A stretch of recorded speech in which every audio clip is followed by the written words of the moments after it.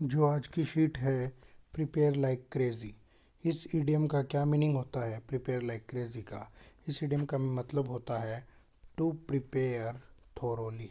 To prepare thoroughly, भाई किसी चीज़ के लिए अच्छे से, बहुत ही अच्छे से प्रिपरेशन कर देना। प्रिपरेशन आप अपने इंटरव्यू के लिए भी कर सकते हो या जॉब के लिए भी।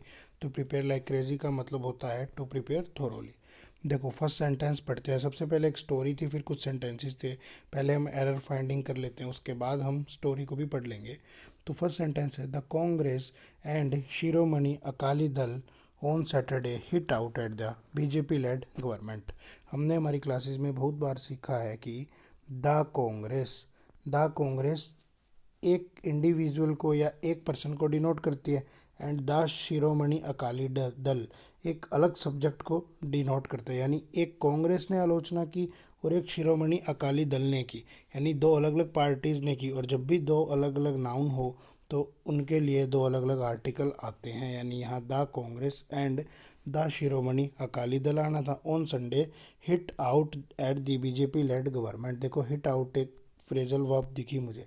इसका क्या मीनिंग होता है जी? इसका मीनिंग होता है to criticise someone. To criticise someone या समथिंग, भाई किसी पर्सन की आलोचना करना या फिर किसी थिंग की आलोचना करना। तो ये कह रहा है कांग्रेस एंड शिरोमणि अकाली दल ने संडे को बीजेपी लेड गवर्नमेंट की आलोचना की। नेक्स्ट सेंटेंस देखते हैं। The Delhi high court has held that parents are dependent on their children at some stage of their life and it would be inequitable to deny compensation to these who lost their wards in road accidents. भाई Delhi high court ने अभी अभी एक judgement दी कि अगर road accident में किसी के बच्चे की डेथ हो जाती है तो उसके पेरेंट्स को कंपनसेशन मिलना चाहिए, क्योंकि माता पिता अपने बच्चे पर लाइफ के किसी ना किसी स्टेज में डिपेंड होते हैं। तो ये एक फैसला आया। सबसे पहले तो मुझे एक वर्ड दिखा, मुझे दिखा इनइक्विटेबल। मुझे क्या दिखा? मुझे दिखा इनइक्विटेबल। इनइक्विटेबल में मुझे एक तो इक्वल दिखा और एक मुझे उसके सामने दिखा इन। हम अच्छे से जानते हैं कि इन जो होता है एक नेगेटिव प्रीफिक्स होता है। इक्वल का मतलब होता है इक्वल यानी बराबरी, और इनइक्विटेबल का मतलब जो इक्वल ना हो यानी कि अनफेयर। यानी कि अनफेयर या कह दे नाजायज़ चीज़। हम बोलते भी हैं कि ये unfair means of conducting the exam, गलत तरीके से अनफेयर चीज़ है। तो ये कहता है to deny compensation to these who lost their wards in road accident. इस सेंटेंस में मुझे एरर दिखा दीज का। इस सेंटेंस में बच्चों मुझे एरर दिखा दीज का। हम अच्छे से जानते हैं कि ये जो दीज होता है, देखो चार होते हैं ये, this, that, these, those. Repeat करो मेरे साथ, this, that, these, those. This, that, these, those, ये चार होते हैं। देखो इनका क्या मीनिंग होता है। दिस, दैट, दीज, दोज जो हैं ये डेमोन्स्ट्रेटिव एडजेक्टिव भी हैं और प्रोनाउन भी हैं। एडजेक्टिव कब है? एडजेक्टिव जब है जब भाई ये किसी नाउन के पहले आ जाए तो ये एडजेक्टिव है। और ये प्रोनाउन तब है जब ये किसी नाउन को रिप्लेस कर दे या फिर सब्जेक्ट बन जाए। तो अब मुझे यहाँ पर दीज नहीं, मुझे यहाँ पर क्या चाहिए था? मुझे यहाँ पर दोज चाहिए था।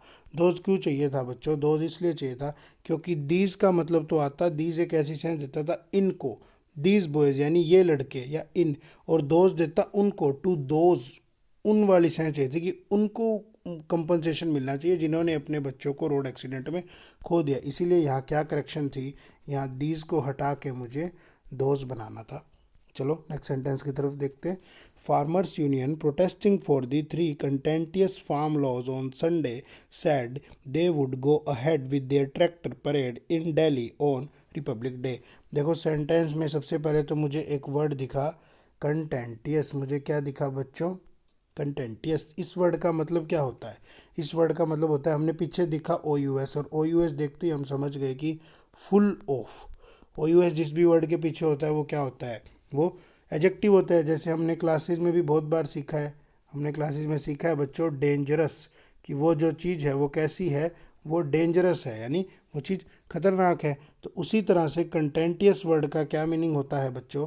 कंटेंटियस वर्ड का मीनिंग होता है समथिंग कंट्रोवर्शियल, जिस पर ना कुछ लड़ाई झगड़ा या कुछ विवाद होगा, जिस पर कुछ डिबेट होगी, उसी चीज़ को कहते हैं कंटेंटियस, यानी कि समथिंग कंट्रोवर्सल। और इस वर्ड को जब याद करने की बारी आई तो हम इसे कैसे याद रखते हैं? हम इसे याद रखते हैं कंटेंटियस कि ये ना कांटों से भरा हुआ है, और कांटों से भरा हुआ है तो उस चीज़ पर विवाद होगा, कोई ना कोई झगड़ा होगा। तो यहाँ एरर क्या था, यहाँ एरर मुझे देखते के साथ पता लगा। देखो, फोर नहीं आना था, यहाँ प्रपोजिशन आनी थी अगेंस्ट की। फोर होता है जब आप किसी चीज़ के लिए प्रोटेस्ट कर रहे हो, they are protesting for their rights. वो लोग किस चीज़ के लिए कर रहे हैं, अपने राइट्स के लिए। लेकिन यहाँ क्या है, यानी फॉर किसी चीज़ के लिए, और जब किसी चीज़ का विरोध कर रहे हो या किसी चीज़ के अपोजिट में प्रोटेस्ट कर रहे हो तो वहाँ आता है बच्चों किस चीज़ का, अगेंस्ट। यहाँ फॉर की जगह प्रपोजिशन आनी थी अगेंस्ट, फॉर की जगह प्रपोजिशन आनी थी अगेंस्ट। आप उस चीज़ का विरोध कर रहे हो, उसके लिए प्रदर्शन नहीं कर रहे, उस चीज़ का विरोध कर रहे हैं, विरोध के लिए यहाँ अगेंस्ट प्रपोजिशन लगानी थी। तो नेक्स्ट सेंटेंस को देखते हैं। The NIA last week examined a functionary of Khalsa Aid an international NGO in connection with a recent case registered against Six for Justice, a foreign-based group that advocate secessionist and pro-Khalistani activities in India. देखो, जब भी इतना बड़ा sentence दिखे तो बिल्कुल भी confuse नहीं होना, सिर्फ आपको ढूंढनी होती है सब्जेक्ट और वर्ब। और दो कोमा के बीच में तो हम जानते ही हैं एक्स्ट्रा इन्फॉर्मेशन होती है। यानी the NIA last week examined a functionary of Khalsa Aid. अब मैं एन इंटरनेशनल NGO को छुपा सकता था। In connection with a recent case registered against Sikh for Justice, a foreign group that advocate. यहाँ मुझे दिखा दैट।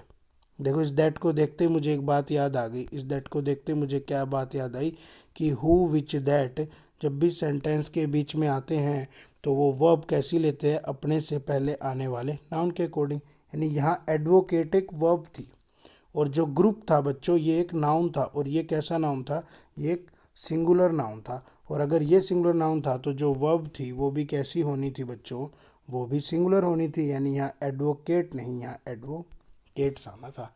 अब कोई बच्चा कह दे जी एडवोकेट वर्ब कैसे होती है, तो सुनो। एडवोकेट बच्चों दो तरीके से काम करता है। एक तो इसका मतलब होता है नाउन, और एक वर्ब की तरह। जब ये नाउन की तरह काम करता है तो एक तो इसका मतलब होता है हमारा लॉयर या जो भी हमारा वकील है, और एक इसी की तरह जब ये नाउन की तरह काम करता है तो इसका मतलब होता है आपका पार्टनर। क्यों, क्योंकि वो भी आपको एडवोकेट करता है, आपको सपोर्ट करता है। तो और जब वर्ब की तरह, यानी एक तो लॉयर मीनिंग हुआ नाउन की तरह और एक हुआ आपका पार्टनर, और जब वर्ब की तरह ये काम करता है बच्चों तो इसका मतलब होता है टू सपोर्ट समवन या समथिंग, टू सपोर्ट समवन या समथिंग। जब भी एडवोकेट वर्ब की तरह काम करे तो इसका मतलब होता है टू सपोर्ट समवन या समथिंग। तो अब ये यहाँ वर्ब था और दैट दिख रहा था, तो दैट से पहले जो नाउन था उसके अकॉर्डिंग वर्ब कैसी आनी थी, सिंगुलर, क्योंकि ग्रुप सिंगुलर था। इसीलिए यहाँ मुझे एडवोकेट नहीं, मुझे यहाँ चाहिए था बच्चों एडवोकेट्स। नेक्स्ट सेंटेंस की तरफ बढ़ते हैं। नेक्स्ट सेंटेंस जो है, mister Radhakrishna himself taken a Covaxin shot on Sunday to encourage others to come forward and receive the vaccine। देखो, इस सेंटेंस में ना मिस्टर राधा कृष्ण एक नाउन था, बिल्कुल नाउन था, और इसके जस्ट बाद इसका रिफ्लेक्सिव प्रोनाउन लगाया था। यानी जब भी नाउन के जस्ट बाद उसका रिफ्लेक्सिव प्रोनाउन आए तो वो पूरा किस चीज़ को रिप्रेजेंट करता है, वो करता है बच्चों एम्फेटिक प्रोनाउन। अभी हमने पिछली किसी शीट में किया था, वो किस चीज़ को रिप्रेजेंट करता है, नाउन के जस्ट बाद उसका रिफ्लेक्सिव प्रोनाउन आ जाए तो वो एम्फेटिक प्रोनाउन को रिप्रेजेंट करता है। यानी यहाँ ये एम्फेसाइज कर रहा था मिस्टर राधा कृष्णन हिमसेल्फ, यानी उसने खुद ही क्या किया, taken a Covaxin shot on Sunday to encourage others to come forward and receive the vaccine. भाई कोवैक्सीन का, कोविड की वैक्सीन का शॉट लगवाया अपने ऊपर, लोगों को ये दिखाने के लिए कि हाँ भाई दवाई बिल्कुल ठीक है, आप भी लगाओ। इस सेंटेंस को मुझे ध्यान से देखने पर पता लगा इसके अंदर वह भी नहीं आई, इसके अंदर बच्चों वह भी नहीं। यहाँ जो ये शॉट था ये कोई वर्ब नहीं थी, ये कोवैक्सीन के लिए यूज़ किया गया था। इस सेंटेंस में वर्ब बनती टेकन, और वर्ब की third form without helping verb कभी भी वर्ब का काम नहीं करती। तो इसे चेंज कर देते हम किस में, हम इसे चेंज करते टुक में। सेंटेंस करेक्ट हो जाता, mister Radha Krishna himself took a Covaxin shot on Sunday to encourage others to come forward and receive the vaccine. Next sentence की तरफ आ जाओ। He added that similar tractor parades would be held at the district headquarters and the state capitals across the country। बच्चों हमने कितनी ही बार किया है कि modal plus be plus verb की third form, modal plus be plus verb की third form. और यहाँ जो होल्ड था वो तो V1 थी, जो होल्ड था वो तो V1 थी, यानी ये किस में चेंज हो जाता है, ये चेंज हो जाता हेल्ड में। ठीक है, मोडाल के साथ वर्ब की थर्ड फॉर्म कैसे लगाई, मोडाल के साथ बी प्लस वर्ब की थर्ड फॉर्म कैसे लगता है, जैसे मैं बताता हूँ आपको। एक सेंटेंस है, शी शुड बी हेल्प्ड बायस, ये पैसिव फॉर्म होती है, ये पैसिव फॉर्मेशन होती है। पैसिव वॉइस में ही तो वर्ब की थर्ड फॉर्म आती है, लेकिन मोडाल को नेचुरल फॉर्म चाहिए, इसीलिए मोडाल के बाद एक बार नेचुरल फॉर्म लगाई और फिर उसका पैसिव वॉइस बना दिया। तो ये यही कह रहा है, he added that the similar tractor parades would be held at the district headquarter and the state capital across the country. और इसका ऑब्वियस सा सब्जेक्ट था, यानी वो बाय से उसने उस सब्जेक्ट को क्या कर दिया, उसको एमिट कर दिया, उसे यहाँ लिखा है नहीं बाय प्रोटेस्टर्स। ये पैसिव फॉर्मेशन थी सेंटेंस की। नेक्स्ट सेंटेंस को देखते हैं। Mister Yadav said all tractors would carried the national flag and the flags of union. देखो फिर से एरर दिख गया मोडाल का, मोडाल के बाद वर्ब हमेशा ही हमेशा नेचुरल फॉर्म, यानी ये कैरिड किस में चेंज हो जाता बच्चों, ये कैरिड चेंज हो जाता हमारा कैरी में। नेक्स्ट सेंटेंस की तरफ चलते हैं। The enforcement directorate has arrested two Chinese nationals on money laundering charge in connection with a hawala network involving several shell company। देखो several के बाद several एक एडजेक्टिव था बच्चों, several boys, several questions, several answers, several doubts, several classes, यानी several के बाद एक प्लूरल नाउन चाहिए था, और कंपनी एक प्लूरल नाउन नहीं, कंपनी एक सिंगुलर थी। तो इस कंपनी को मैं किस में चेंज कर सकता था, मैं इसे बना देता कंपनीज में, मैं इसे चेंज कर देता बच्चों कंपनीज में। इस वाई को हटा के इसके पीछे IES जोड़ देता, तो ये सेंटेंस मेरा करेक्ट हो जाता, क्योंकि सेवरल के बाद तो एक प्लूरल नाउन चाहिए था। आ जाओ नेक्स्ट सेंटेंस की तरफ। A 24-year-old man who had been gored by his friend Bull at a Jallikattu event held in Alangnallur succumbed to his injuries in the early hours of Sunday। देखो इस sentence में कई चीज़ें सीखने को मिली। इस सेंटेंस की सबसे पहले हिंदी देखते हैं, हिंदी क्या बनी भाई। एक 24 साल का आदमी था, लड़का था, जिसको उसके फ्रेंड बुल, उसके दोस्त के बुल ने कुचल दिया। गोर होता है सींग से रोन देना, सींग से किसी को रोंग देना। यहाँ एक बारी कुछ वो कैब है, पहले वो कैब देख लेते हैं। गोर का मतलब क्या होता है बच्चों, टू वाउंड और टू इंजर, किसी को रोंग देना। जब भी ये वर्ड यूज़ होता है तो ये इसी सेंस में होता है भाई, किसी को सींगों से रोन दिया, सींग किसी के चुबा दिए, इस सेंस में ही ये वर्ड हमेशा यूज़ होता है। तो आगे देखते हैं कहाँ थे हम। Gored by his friend bull at jallikattu event, यानी जलीकट्टू एक इवेंट होता है ना जिसमें ये बुल फाइट वगैरह करवाते हैं। तो उसमें क्या होता है, एक 24-year-old आदमी को उसके दोस्त के बुल ने रोन दिया, जिससे उसकी डेथ हो गई। स्कुम्ड टू हिज इंजरीज, देखो ये वर्ड ना न्यूज़पेपर में बहुत बार मिलता है, स्कुम्ड टू हिज इंजरीज। देखो ये स्कुम्ड टू हिज इंजरीज होता है या ये डेथ होता है, स्कम्ड टू डेथ। ये कई बार क्लोज टेस्ट में भी आपको एज इट इज़ ही देखने को मिल जाएगा। यानी जब भी ये वर्ड आए स्कम्ड टू, इसके पीछे ज़्यादातर केसेस में क्या लगता है बच्चों, टू डेथ। भाई इसका मतलब होता है हार मान लेना या मृत्यु के सामने घुटने टेक देना। इस स्कम्ड का मतलब ही होता है टू सरेंडर। अब ये क्या कह रहा है कि उसके दोस्त के बुल ने उसे सींग मारे, जिसकी वजह से उसने अपनी इंजरीज के सामने क्या कर दिया, आत्मसमर्पण कर दिया, यानी उसकी जान चली गई। यहाँ ना बच्चों बहुत बेसिक सा एरर था, फ्रेंड बुल नहीं होना था। फ्रेंड बुल तो एक कंपाउंड नाउन था, फ्रेंड बुल तो एक कंपाउंड नाउन था। इसकी पता है क्या सेंस आ रही थी, इसकी सेंस आ रही थी कि जो बुल था ना वही उसका फ्रेंड था, यानी बुल ही उसका फ्रेंड था। लेकिन इसकी सेंस आनी थी उसके दोस्त के बुल ने, यानी यहाँ मुझे इस बुल पर पोजेशन दिखानी थी इस फ्रेंड की। और हमने बहुत बार सीखा है जब भी पोजेशन दिखानी हो तो हम लगाते हैं अपोस्ट्रोफे, यानी यहाँ आना था फ्रेंड्स बुल, यानी ये बुल किसका था, इसके दोस्त का था। हमने सीखा ना अपोस्ट्रोफे के आगे भी नाउन पीछे भी नाउन, आगे वाला नाउन एडजेक्टिव की तरह और पीछे वाला नाउन नाउन की तरह। यानी यहाँ मुझे पोजेशन दिखानी थी इस बुल पर इसके दोस्त की, इसीलिए मुझे यहाँ फ्रेंड के बाद बच्चों एक अपोस्ट्रोफे लगाने की ज़रूरत थी। नेक्स्ट सेंटेंस की तरफ आ जाओ। For the first time since March 19, 2020 Schools will reopen in the national capital on Monday, and students will walk the corridors again with their classmates, albeit following social distancing norms and a host of other protocols that have been set by the Directorate of Education to ensure a safe environment for classes to resume. ये भाई सीधी सी बात है, ये कहता है कि मार्च 19 2020 के बाद पहली बार ऐसा हो रहा है जब स्कूल खुलने जा रहे हैं नेशनल कैपिटल यानी दिल्ली में, और कब खुल रहे हैं, ऑन मंडे से। And student will walk the corridor again, मतलब बच्चे फिर से कॉरिडोर में स्कूल में आ सकेंगे विद देयर क्लासमेट्स के साथ, अल्बिएट। इसका मतलब होता है इवन दो। इसका क्या मतलब होता है बच्चों? Even though. न्यूज़पेपर में बहुत बार ये वर्ड आपको देखने को मिल जाएगा, राइटर्स इसे यूज़ करते हैं। इसका मतलब होता है इवन दो। इसका क्या मतलब होता है बच्चों? Even though. ये कह रहा है कि स्कूल तो खुल जाएंगे, लेकिन कैसे खुलेंगे? Even though following social distancing norms and A host of other protocols that have being. देखो, दैट हैव बीइंग नहीं, हमने कितनी ही बार सीखा है हैज़ हैव हैड के साथ वर्ब की थर्ड फॉर्म, यानी यहाँ बीइंग की बजाय बीन आना था। That have been set by the DOE यानी directorate of education. Next sentence को एक बार देखते हैं।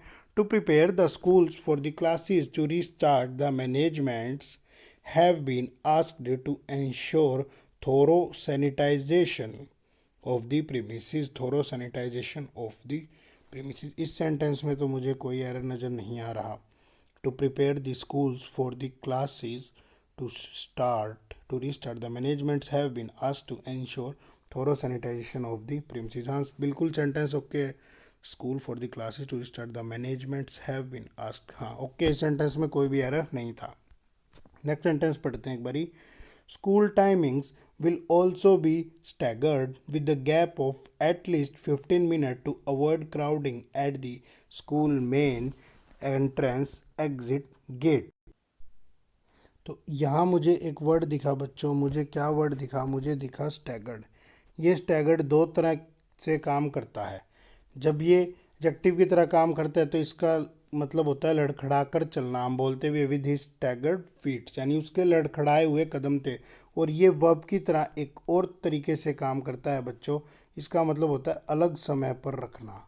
अलग समय यानी किसी चीज़ का डिफरेंट समय रखना। यहाँ ये यही कह रहा है कि जो स्कूल का टाइमिंग्स है उनका समय भी थोड़ा अलग किया जाएगा with the gap of at least 15 minute to avoid crowding at the school main entrance और एग्जिट गेट। भाई भीड़ इकट्ठी ना हो, इसलिए स्कूल के टाइमिंग में भी थोड़ा हेर फेर किया जाएगा। यहाँ तो बहुत ही बेसिक सा एरर था, सेंस नहीं निकाल पाए तब भी नहीं पता लग जाता। 15 मिनट नहीं, यहाँ क्या आना था? 15 मिनट्स। जैसे 15 बॉयज़, 15 पेजेस, 15 क्वेश्चंस, 15 पेंसिल्स, उसी तरह 15 मिनट्स। नेक्स्ट सेंटेंस पढ़ते हैं एक बारी। Students will be asked not to share book copies and stationery items. देखो यहाँ मुझे एक चीज़ दिखी स्टेशनरी, इसके पीछे ARY लगा था। और ARY जिस भी चीज़ के पीछे होता है बच्चों वो एडजेक्टिव की तरह काम करती है, और उसका मतलब होता है रिलेटेड टू। उसका मतलब होता है बच्चों क्या? Related to. यानी यहाँ ARY लिखा था तो इसका मतलब था बच्चों स्टेशनरी का मतलब था रिलेटेड टू स्टेशन। भाई स्टेशन, रिलेटेड टू स्टेशन, जो चीज़ रुकी हुई है रिलेटेड टू स्टेशन। लेकिन यहाँ मुझे ये वाला स्टेशनरी नहीं, मुझे इस ARY की जगह मुझे इसके पीछे क्या लगाना था? ERY। ये होता है स्टेशनरी की शॉप, जहाँ आपको पेंसिल, नोटबुक, इरेजर, स्टेपलर ये सब चीज़ें मिलती हैं, उसे कहते हैं स्टेशनरी आइटम्स।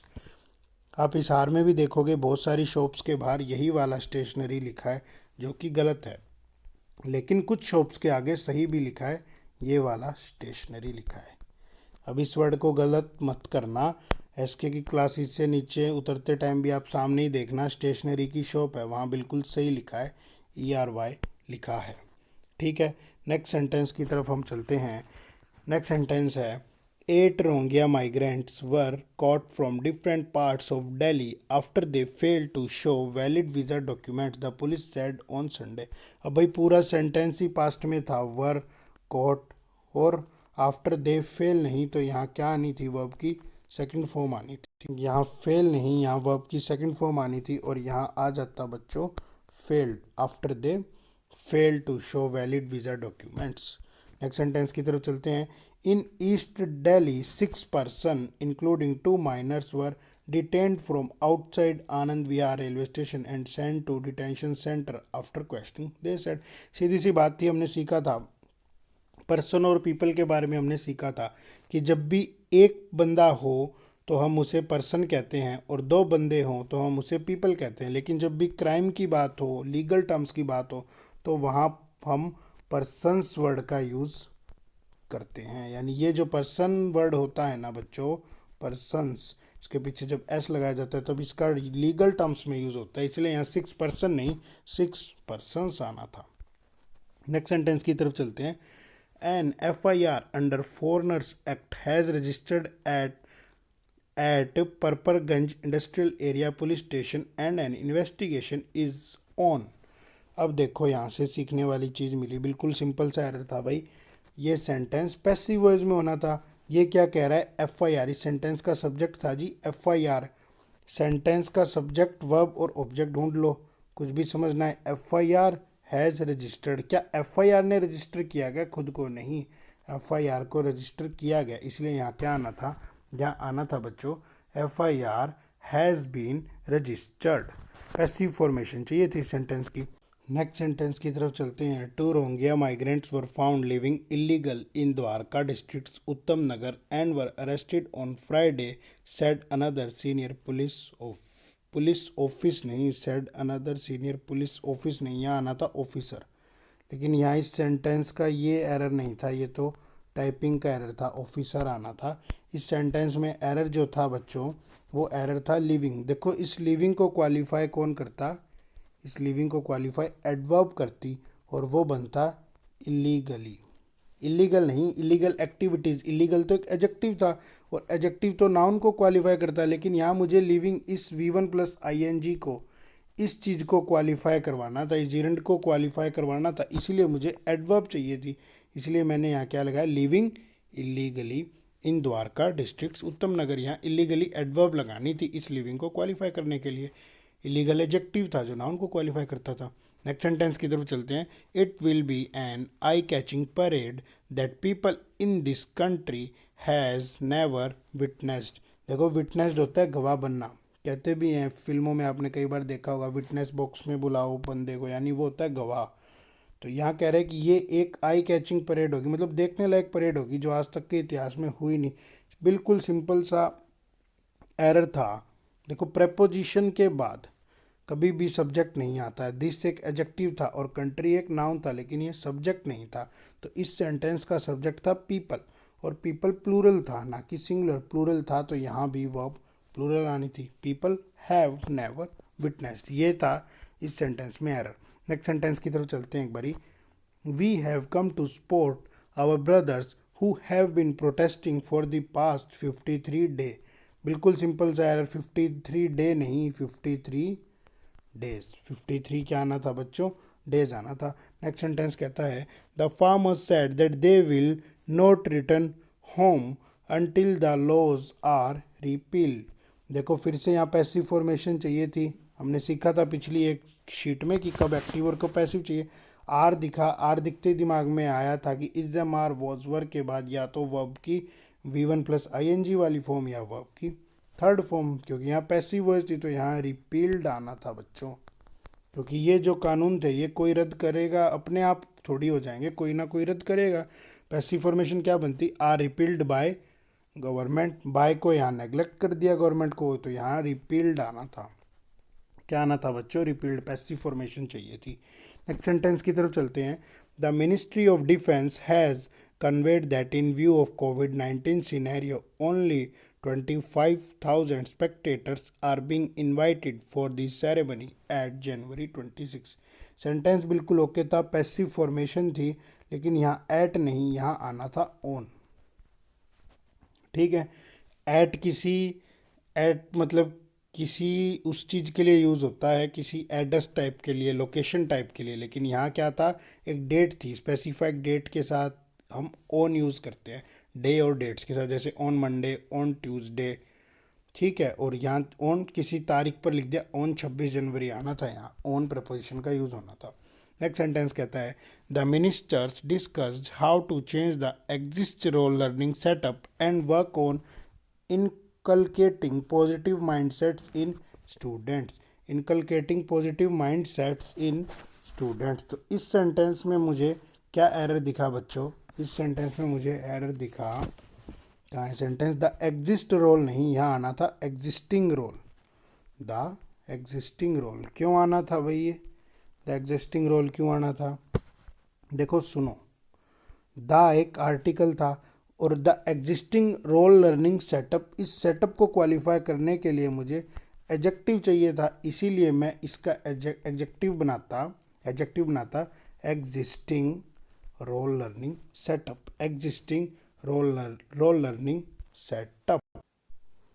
जो एग्जिस्ट था बच्चों वो तो एक वर्ब थी, ये तो एक वर्ब थी, और इसका नाउन क्या बन जाता, इसका नाउन बन जाता एग्जिस्टेंस, किसी चीज़ की एग्जिस्टेंस। और मुझे एडजेक्टिव चाहिए था, एडजेक्टिव कैसे बनता, V1 + ing लगा देता, यानी यहाँ एग्जिस्टिंग रोल लर्निंग सेटअप। ठीक है, नेक्स्ट सेंटेंस की तरफ चलते हैं। इट हैड ऑल्सो, अच्छा इनकुलकेटिंग वर्ब होती है, कहाँ गया, इनकुलकेटिंग एक वर्ब होती है, इसका मतलब होता है to set something in mind, किसी के दिमाग में कोई चीज़ बिठा देना, to set something in mind, कोई चीज़ किसी के दिमाग में बिठा देना। बच्चों क्या मीनिंग होता है इसका, to set something in mind, किसी के दिमाग में कोई चीज़ बिठा देना, बार बार रिवाइज करवा के बिठा देना। नेक्स्ट सेंटेंस देखो, it had also said the deceased mother can not be said to be dependent as her husband was employed with the Delhi police, it would therefore be unfair as well as, ये sentence शायद हो गया, as well as inequitable to deny compensation for loss of dependency to a parent who may not be dependent on his her child at the time of accident per se but would become dependent at him और her latter age, the court said. ये क्या कह रहा है भाई कि court ऐसा कहती है कि जो व्यक्ति डिसीज्ड मदर, जिस व्यक्ति की मृत्यु हो चुकी है, ये बात नहीं कही जा सकती कि उसके माता या पिता अभी तक उस पर निर्भर नहीं करते, क्योंकि वो गवर्नमेंट जॉब में थे, लाइफ के किसी ना किसी स्टेज पे उसके ऊपर डिपेंड करते, इसलिए इन्हें कंपनसेशन देना ही चाहिए। इनएक्विटेबल होगा, अगर नहीं देंगे तो अनफेयर होगा। सेंटेंस की सेंस नहीं भी निकाल पाए तब भी एरर देखते ही मिल जाता। मुझे यहाँ दिखा द डिसीज्ड मदर, डिसीज्ड का मतलब होता है बच्चों मृत, डेड, समथिंग डेड, एडजेक्टिव है, डेड पर्सन कह लूँ या डिसीज्ड पर्सन कह लूँ, बात तो एक ही है। तो डिसीज्ड मदर का तो मतलब ही हो गया मृत मदर, यानी जो माता है वो मृत है, लेकिन यहाँ ऐसा नहीं है, यहाँ सेंस देना चाह रहा था मृत व्यक्ति की माता, मृत व्यक्ति की माता, यानी बच्चों इस नाउन पर इस डिसीज्ड की पोजेशन दिखानी थी, तो यहाँ पोजेशन दिखानी थी, तो मैं क्या करता, मैं अपोस्ट्रोफी लगा देता, डिसीज्ड मदर, मैं क्या बना देता इसको, मैं बना देता इसे डिसीज्ड मदर, एक अपोस्ट्रोफी लगा देता। अब मेरा सेंटेंस सही हो जाता, भाई जो व्यक्ति गुजर चुका ना, जिसकी डेथ हो चुकी, उसकी माता को कंपनसेशन मिलना चाहिए, ये सेंटेंस, यानी यहाँ अपोस्ट्रोफी का एरर था। नेक्स्ट सेंटेंस देख लो एक बार, the weatherman has forecasted partly cloudy sky for Monday with shallow to moderate fog in the morning with possibility of very light rain drizzle। देखो यहाँ क्या था, एक ड्रिजल वर्ड दिखा, क्या वर्ड दिखा मुझे, ड्रिजल वर्ड दिखा। ड्रिजल वर्ड का मतलब होता है हल्की हल्की बूंदाबांदी, ड्रिजल वर्ड का क्या मतलब होता है बच्चों, हल्की हल्की बूंदाबांदी। और फोरकास्टेड नहीं, ये जो वर्ब थी ना, ये फोरकास्ट ही होती है, इसकी तीनों फॉर्म ही फोरकास्ट होती है। फोरकास्ट यही V1 है, यही इसकी V2 है और यही इसकी V3 है, यानी यहाँ ईडी वाली चीज़ तो होती नहीं, यानी इसके पीछे से ईडी हटा देते। हैज़ फोरकास्ट पार्टली, यानी जो मौसम विभाग है उसने बताया भाई ऐसा मौसम होगा, थोड़ी थोड़ी हल्की हल्की बूंदाबांदी होगी और थोड़ी बहुत धुंध भी रहेगी। नेक्स्ट सेंटेंस को पढ़ लो एक बारी, readers are requested to verify and make appropriate inquiries to satisfy themselves about the veracity of an advertisement before responding to any published in this newspaper। देखो इस सेंटेंस को समझो, वीरासिटी, इसके अंदर एक वोकैब देखिए, वीरासिटी जो होता है बच्चों वो एक नाउन होता है और इसका मतलब होता है ट्रुथ या किसी चीज़ की ऑथेंटिसिटी, ट्रुथ या किसी चीज़ की क्या बच्चों, ऑथेंटिसिटी, यानी उस चीज़ की सत्यता, कि भाई वो कितनी बात में सच्चाई है, उसकी बात में कितनी सच्चाई है, उस चीज़ को कहते हैं ऑथेंटिसिटी। सेंटेंस कहता है कि readers are requested to verify, भाई जो रीडर्स है ना वो अपनी तसल्ली कर ले कि इस अखबार में अगर कोई ऐड है तो वो कितनी सच्चाई है, अपने दम पे वेरीफाई कर ले, अखबार उसके लिए रिस्पॉन्सिबल नहीं है। एरर मुझे देखते से ही मिल गया था। देम सेल्फ तो ये वाला होता ही नहीं, हमने सीखा था किसी एक शीट में, हमने सीखा था शायद इट करके कुछ शीट थी, देम सेल्फ्स ये वाला सेल्फ था। तो ये एरर्स थे, बहुत ही आसान थे, उम्मीद करता हूँ आपको समझ आए होंगे। एक बारी जल्दी से हम हमारी आज की स्टोरी को भी पढ़ लेते हैं। और स्टोरी, फिलर्स, क्लोज टेस्ट पढ़ते टाइम हमेशा याद रखना कभी भी ऑप्शंस नहीं पढ़ने। सबसे पहले पैसेज पढ़ो, एक सेंस बनाओ, उसके बाद ही हम ऑप्शंस पढ़ेंगे। ये क्या कहता है, people dash to the wise man, people dash to the wise man complaining about the dash problems every time. One day he dashed them a joke and everyone roared in laughter. After a couple of minutes he told them the same joke and only dash of them smiled. When he told the same joke for the dash time no one laughed anymore. The wise man dashed and said, you cannot laugh dash the same joke over and over, so why dash always crying about the same problem? Moral of the story, worrying won't solve your problem, it will just waste your time and energy. ये क्या कहता है भाई, बचपन में हम इस कहानी को बहुत बार पढ़ते थे। ये कोई क्लोज टेस्ट नहीं था, थोड़ी सी ग्रामर प्रैक्टिस करवाने के लिए स्टोरी डाली। क्लोज टेस्ट अभी बहुत अच्छे लेवल के हमारी शीट्स के अंदर आएंगे।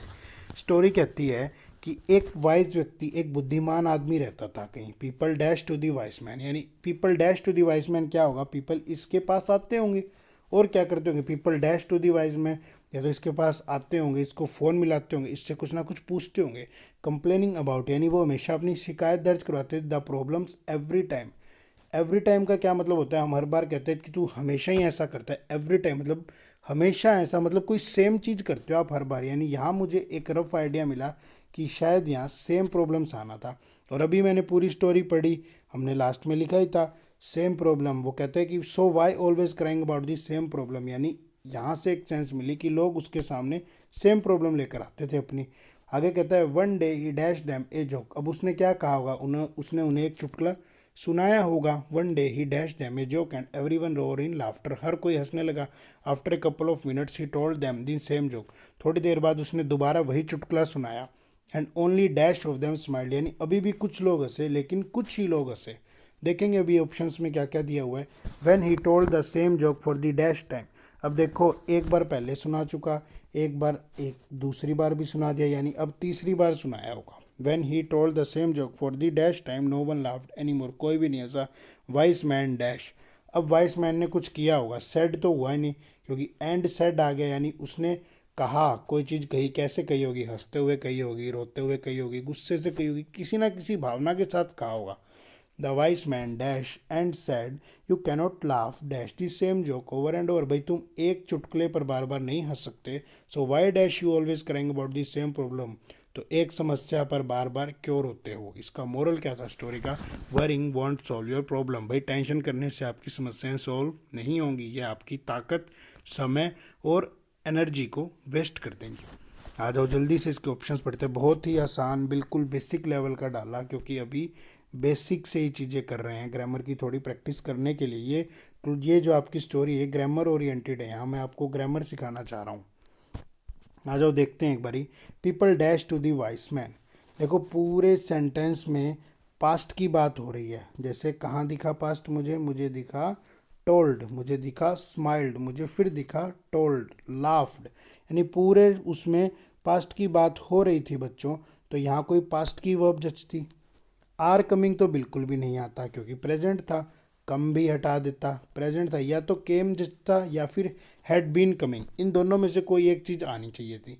अब इन दोनों में भी एक बात देखो, हमने हमारी क्लासेस में सीखा है, कोई चीज़ पास्ट में शुरू हुई, पास्ट में चली और पास्ट में ही ख़त्म हो गई, यानी उसके पास लोग पास्ट के समय में आने शुरू हुए, थोड़े समय तक आए और फिर आने बंद हो गए। तो वहाँ कैसे टेंस लगता है बच्चों, वहाँ परफेक्ट कंटिन्यूस टेंस लगता है, यानी यहाँ हैड बीन कमिंग आना था। इस केम को भी मैंने हटा दिया, ये तीन ऑप्शन हटा दिया, यानी क्या फिलर आया पहला, people had been coming to the wise man complaining about the dash problems every time, कैसी प्रॉब्लम्स लेकर आते थे वो। सम तो बिल्कुल भी नहीं आना था बच्चों। सम क्यों नहीं आना था, क्योंकि सम प्रॉब्लम्स अगर लेकर आते तो कोई इशू ही नहीं था। एवरी प्रॉब्लम यानी हर प्रॉब्लम को नहीं, ईच भी नहीं, यहाँ सेम प्रॉब्लम लेकर आए। मुझे यहीं से पता लग गया था कि सेम प्रॉब्लम ही लाए होंगे। मैंने यहाँ पढ़ते ही आइडिया लगा लेते कि शायद सेम प्रॉब्लम्स लाते थे। तभी तो उसने कहा कि भाई एक ही एक समस्या पर जब एक ही एक चुटकुले पर नहीं हंस सकते, तो एक ही एक समस्या पर आप रोते भी क्यों। तो यहाँ क्या आना था, यहाँ आना था same problems every time one day he dash them a joke. उसने क्या किया होगा, उसने एक चुटकुला सुनाया होगा। देखो टेल तो फिर वी1 थी, मैंने फिर से हटा दी। आस्क्ड नहीं आता क्योंकि उसने पूछा थोड़ी था, उसने या तो सेड कहा या फिर उसने क्या किया होगा बच्चों, उसने टोल्ड किया होगा। और आप एक बात जानते हो, कहाँ गया filler, one day he dash them a joke, one day he told them. यहाँ क्या आना था बच्चों, टोल्ड देम आना था, यहाँ आना था टोल्ड देम।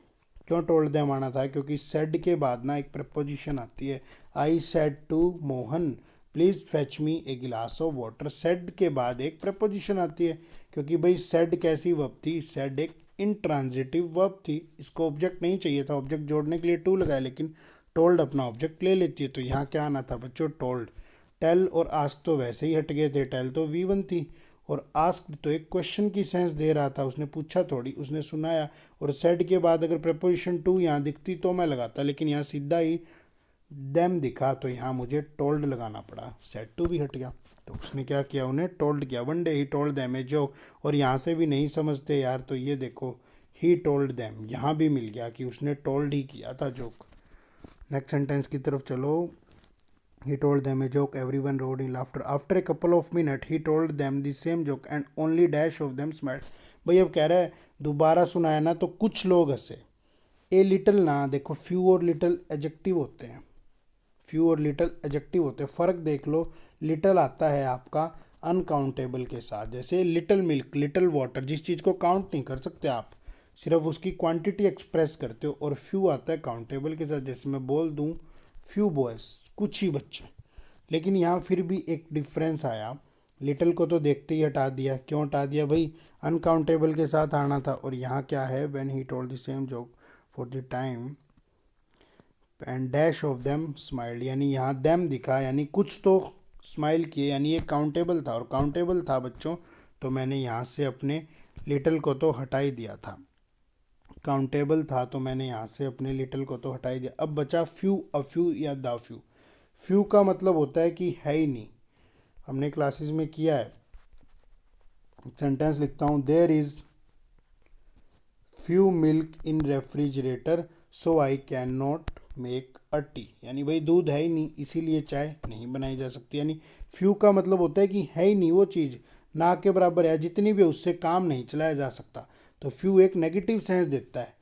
अ फ्यू होता है कि हाँ है, थोड़ा बहुत तो है। और द फ्यू भी होता है कि है और उसकी तरफ इशारा भी कर सकते हैं। अगर द फ्यू होता तो उन पीपल का आगे कहीं ना कहीं जिक्र किया होता, लेकिन इसने कोई जिक्र नहीं किया, इसने कहा थोड़े से लोग हंसे। तो यहाँ अ फ्यू तो यहाँ अ लिटिल भी हट गया और फ्यू भी हट गया, क्योंकि थोड़े बहुत तो हंसे। अगर कोई भी नहीं हंसा होता तो हम कहते थोड़े बहुत तो हंसे थे। तो फ्यू भी हट गया, द फ्यू इसलिए हटा क्योंकि आगे पीछे कोई जिक्र नहीं था। तो यहाँ आना था अ फ्यू, क्या आना था, अ फ्यू। यहाँ आना था when he told them the same joke and only a few of them smiled. अब नेक्स्ट सेंटेंस कहता है when he told the same joke for the dash time। देखो उसने कितनी बार सुना दिया बच्चों, पहले सुनाया सारे हंसे, फिर दोबारा सुनाया थोड़े से हंसे, यानी वो तीसरी बार सुना रहा है। तो सेम भी हट गया, ईच भी हट गया, एवरी भी हट गया, सिर्फ बचा थर्ड। यानी when he told, कहाँ गया, when he told the same joke for the third time no one laughed anymore, कोई भी नहीं हंसा। The wise man dash and said, अब वाइस मैन कोई भी नहीं हंसा ना, तो अब क्या हुआ होगा, अब वाइस मैन हंसा होगा। क्राइड की तो कोई सेंस ही नहीं निकल रही, वो रोएगा क्यों। शाउट की भी कोई बात नहीं चल रही, वो तो बुद्धिमान व्यक्ति था, तो ऐसे शाउट क्यों करेगा, कोई सेंस है नहीं। यहाँ दो वर्ड आए, एक आया लाफ्ड और एक आया स्माइल्ड, दोनों लगभग लगभग एक सेंस देते थे। तो इन्हें कैसे एलिमिनेट करते, देखो बिल्कुल आसान तरीका था। लाफ होता है जोर से हंसना, I was laughing in the corridor, यानी बहुत जोर से हंस रहा था। और स्माइल होता है हल्की सी स्माइल, कहते नहीं है स्माइल पास की, एक हल्का सा मुस्कुराना, उसको कहते हैं स्माइल। ये हाई इंटेंसिटी है, इसकी इंटेंसिटी लो है। और वो कोई जोर से थोड़ी हंसा होगा, उसके चेहरे पे खुशी आई होगी, एक एक्सप्रेशन आया होगा। तो एक एक्सप्रेशन आया होगा, तो वहाँ वाइस मैन ने लाफ नहीं, द वाइस मैन स्माइल्ड। और वैसे भी बच्चों इसको यूं भी एलिमिनेट, हाँ नहीं ये तो V2 में ही है, ठीक है। यही था भाई, स्माइल्ड इसलिए ताकि एक हल्का सा एक्सप्रेशन था उसके फेस पे, खुशी के साथ उसने कोई बात कही। लाफ का मतलब होता है जोर जोर से हंसने लग गया, वो तो तब हंसता जब कोई और उसे उससे भी अच्छा चुटकुला सुना देता, तब वो जोर जोर से हंसता भाई। तो यहाँ क्या आना था, स्माइल्ड। अब वो क्या कहते हैं, the wise man smiled and said you cannot laugh dash the same joke over and over. भाई आप एक चुटकुले पे बार बार नहीं हंस सकते। You cannot laugh at the same joke, क्या आना था यहाँ, प्रपोजिशन आनी थी एट, यहाँ प्रपोजिशन आनी थी एट। इन तो वैसे भी हट जाता, फॉर होता है के लिए, फॉर समथिंग, तो ये भी हट जाता। ओन और एट में थोड़ी सी आपको शायद कंफ्यूजन हो सकती थी, ओन ए जोक या एट ए जोक, तो यहाँ एट ए जोक प्रपोजिशन आनी थी। तो यहाँ कहता है क्या, कहाँ गया, कहाँ गया, you cannot laugh at the same joke over and over, so why dash always crying about the same problem. अब एक बात देखो, एक चीज़ यहाँ से सीखो, हमने सीखा था इंटेरोगेटिव वर्ड में इन्वर्जन होता है। यहाँ मुझे दिखा वाई और पीछे मुझे दिखा क्वेश्चन टैग, यानी मुझे एक बात समझ में आ गई कि हेल्पिंग वर्ब सब्जेक्ट से आगे आई होगी, क्योंकि मुझे एक क्वेश्चन बनाना है, एक इन्वर्जन चाहिए। तो सबसे पहले तो उन ऑप्शंस में देखो जहाँ हेल्पिंग वर्ब सब्जेक्ट से आगे नहीं है, वो तो आ ही नहीं सकते। अब यू सब्जेक्ट था और हेल्पिंग वर्ब बाद में थी, तो क्वेश्चन बनता ही नहीं, इसे भी मैंने हटा दिया। दूसरी चीज़, आर यू भी बन सकता था और डू यू, लेकिन यू डू नहीं बन सकता था भाई। यू सब्जेक्ट आगे था और हेल्पिंग वर्ब बाद में, तीन वर्जन तो हुआ नहीं, इन दोनों में से कुछ बनता। तो क्वेश्चन पूछने के लिए बच्चों हम डू का इस्तेमाल करते हैं प्रेजेंट फॉर्म में। डू और डज का, आर का इस्तेमाल तो जब करते जब इसके बाद V1 प्लस ING आती है। आर यू प्लेइंग, यानी V1 प्लस ING चाहिए थी, मुझे सेंटेंस में कहीं भी V1 प्लस ING दिखी नहीं, यहाँ कहाँ गया। So why you always crying, so why are you always crying, हाँ आर में V1 प्लस ING दिखी, तो यहाँ बिल्कुल सही बात है। अगर क्राई होता तो यहाँ आती डू, और यहाँ V1 प्लस ING थी, मुझे लगा यहाँ क्राई लिखा होगा, तो V1 प्लस ING थी, तो यहाँ आर आना था। So why are you always crying about the same problem. अगर क्राई होता तो मैं डू लगाता, क्योंकि मुझे मालूम था कि भाई डू के बाद वर्ब की नेचुरल फॉर्म यानी V1 थी, लेकिन यहाँ क्या था बच्चों, यहाँ क्राइंग था, और क्राइंग था तो मुझे इज एम आर या वॉज वर की ऐसी कोई फॉर्म चाहिए थी, तो यहाँ मुझे आर मिली, इसलिए मैंने आर लगाया। तो ये थी हमारी आज की शीट। एक बारी इस शीट की हेडिंग को और देख लो, ये थी हमारी आज की शीट। शीट क्या कहती है, हेडिंग कहती है prepare like crazy, prepare thoroughly. भाई हम भी हमारे एग्ज़ाम के लिए थोरोली प्रिपेयर कर रहे हैं, हेडिंग इसकी एक्सप्लेन कर दी थी। तो उम्मीद करता हूँ आपको ये वीडियो पसंद आई है। अगर पसंद आई है तो इसे लाइक कीजिए, शेयर भी करिए, और कोई भी डाउट्स आपके तो कमेंट सेक्शन में पोस्ट कीजिए। Thank you friends.